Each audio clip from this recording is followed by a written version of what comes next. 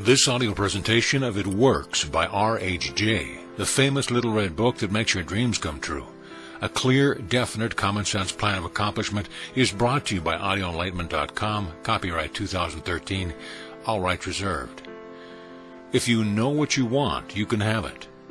The man who wrote this book is highly successful and widely known for his generosity and helpful spirit. He gives full credit for all that he has accomplished in mastering circumstances, accumulating wealth, and winning friends, to the silent working out of a simple, powerful truth which he tells of in his work. He shows you here an easy, open road to a larger, happier life, knowing that the greatest good comes from helping others without expecting praise. The author of this work has requested that his name be omitted. So what is the real secret of obtaining desirable possessions? Are some people born under a lucky star or other charm which enables them to have all that which seems so desirable? And if not, what is the cause of the difference in conditions under which men live? Many years ago, feeling that there must be a logical answer to this question, I decided to find out, if possible, what it was. I found the answer to my own satisfaction, and for years have given the information to others who have used it successfully. From a scientific, psychological, or theological viewpoint, some of the following statements may be interpreted as incorrect, but nevertheless, the plan has brought the results desired to those who have followed the simple instructions. And it is my sincere belief that I am now presenting it in a way which will bring happiness and possessions to many more. If wishes were horses, beggars would ride, is the attitude taken by the average man and woman in regard to possessions. They are not aware of a power so near that it is overlooked, so simple in operation that it is difficult to conceive, and so sure in results that it is not made use of consciously or recognized as the cause of failure or success. "Gee, I wish that were mine," is the outburst of Jimmy, the office boy, as a new red roadster goes by. And Florence, the telephone operator, expresses the same thought regarding a ring in the jeweler's window, while poor old Jones, the bookkeeper, during the Sunday stroll, replies to his wife, "Yes, dear, it would be nice to have a home like that, but it is out of the question. We will have to continue to rent." Landham, the salesman, protests that he does all the work, gets the short end of the money, and someday will quit his job and find a real one. And President Bondum, in his private sanctorum, voices a bitter tirade against the annual attack of hay fever. At home is much the same. Last evening, father declared that daughter Mabel was headed straight for disaster. And today, mother's allowance problems and other trying affairs fade into insignificance as she exclaims, "This is the last straw." Robert's school teacher wants to see me this afternoon. His reports are terrible. "You know, but I'm late for bridge now. She will have to wait until tomorrow." So goes the endless stream of expressions like these from millions of people in all classes who give no thought to what they really want, and who are getting all they are entitled to or expect. If you are of these millions of thoughtless talkers or wishers, and would like a decided change from your present condition, you can have it. But first of all, you must know what you want, and this is no easy task. When you can train your objective mind, or the mind that you use every day, to decide definitely upon the things or conditions you desire, you will have taken your first step in accomplishing or securing what you know you want.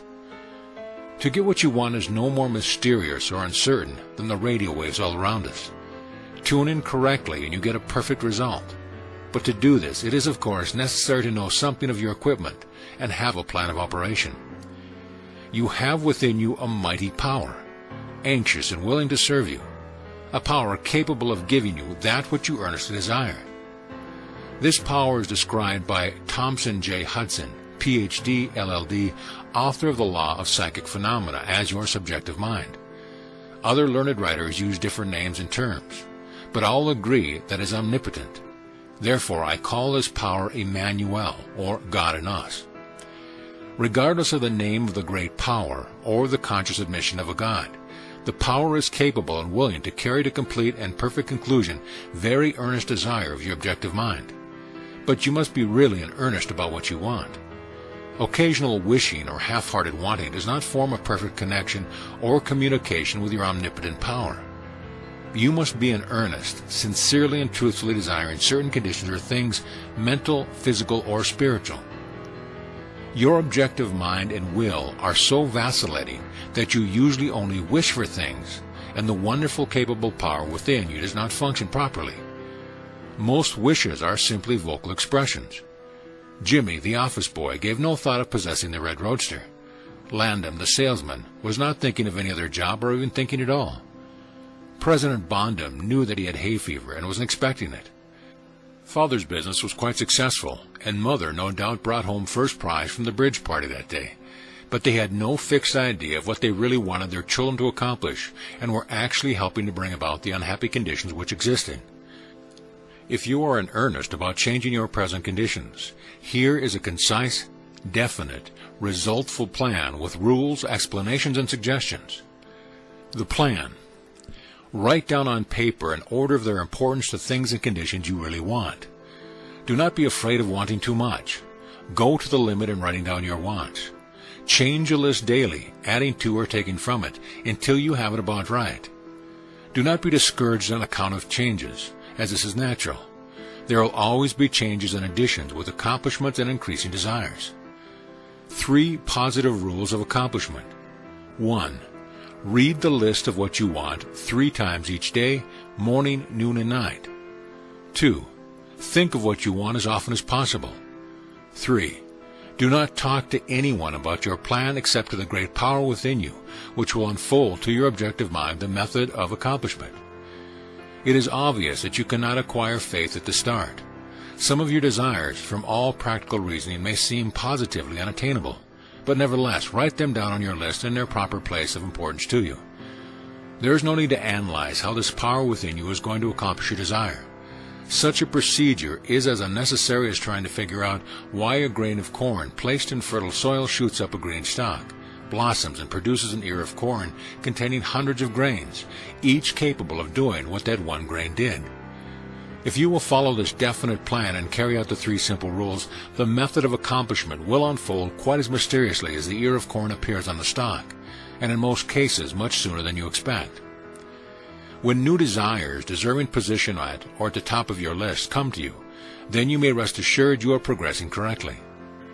Removing from your list items which at first you thought you wanted is another sure indication of progress. It is natural to be skeptical and have doubts, distrust, and questioning. But then these thoughts arise, get out of your list, read it over, and if you have memorized, talk to your inner self about your desires until the doubts that interfere with your progress are gone. Remember, nothing can prevent you having that which you earnestly desires. Others have these things, why not you? The omnipotent power within you does not enter into any controversial argument. It is waiting and willing to serve when you are ready. But your objective mind is so susceptible to suggestion that it is almost impossible to make any satisfactory progress when surrounded by skeptics. Therefore, choose your friends carefully and associate with people who now have some of the things you really want. But do not discuss your method of accomplishment with them. Put down on your list of wants such material things as money, home, automobile, or whatever it may be, but do not stop there. Be more definite. If you want an automobile, decide what kind, style, price, color, and all the other details, including when you want it. If you want a home, plan the structure, grounds, and furnishing. Decide on location and cost. If you want money, write down the amount. If you want to break a record in your business, put it down. It may be a sales record. If so, write out the total, the date required, then the number of items you must sell to make it. Also list your prospects and put after each name the sum expected. This may seem very foolish at first, but you can never realize your desires if you do not know positively and in detail what you want and when you want it. If you cannot decide this, you are not in earnest. You must be definite, and when you are, results will be surprisingly and almost unbelievable. A natural and ancient enemy will no doubt appear when you get your first taste of accomplishment. This enemy is discredit, in form of such thoughts as, "It can't be possible. It just happened to me. What a remarkable coincidence." When such thoughts occur, give thanks and assert credit to your omnipotent power for the accomplishment. By doing this, you gain assurance and more accomplishment, and in time prove to yourself that there is a law which actually works at all times when you are in tune with it. Sincere and earnest thanks cannot be given without gratitude, and it is impossible to be thankful and grateful without being happy. Therefore, when you are thanking your greatest and best friend, your omnipotent power for the gifts received, do so with all your soul and let it be reflected in your face. The power and what it does is beyond understanding. Do not try to understand it, but accept the accomplishment with thankfulness, happiness, and strength and faith. Some cautions. It is possible to want and obtain that which will make you miserable, that which will wreck the happiness of others, that which will cause sickness and death, and that which will rob you of eternal life. You can have what you want, but you must take all that goes with it. So in planning your wants, plan that which you are sure will give you and your fellow man the greatest good here on earth, thus paving the way to that future hope beyond the pale of human understanding. This method of securing what you want applies to everything you are capable of desiring, and the scope being so great, it is suggested that you first consist of only those things of which you are quite familiar, such as an amount of money or accomplishment or the possessions of material things.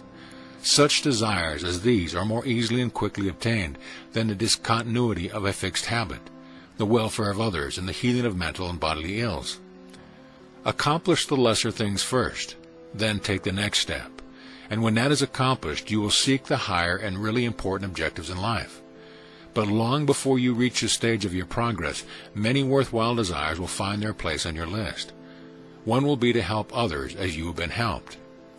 Great is the reward to those who help and give without thought of self, as it is impossible to be unselfish without gain. In conclusion, a short while ago, Dr. Emil Cui came to this country and showed thousands of people how to heal themselves. Thousands of others spoofed at the idea, refused his assistance, and are today where they were before his visit. So with the statements and plan presented to you now. You can reject or accept. You can remain as you are, or have anything you want. The choice is yours. But God grant that you may find in this short volume the inspiration to choose aright, follow the plan, and thereby obtain, as so many others have, all things, whatever they may be, that you desire. Read or listen to the entire book over again, and then again. Memorize the 3 simple rules. Test them now on what you want most this minute. This book could have extended easily over 350 pages, but it has been deliberately shortened to make it as easy as possible for you to read, understand, and use. Will you try it? Thousands of better lives will testify to the fact that it truly works. Note from the author. Dear reader, the great possessions of life are all gifts mysteriously bestowed. Sight, hearing, aspiration, love,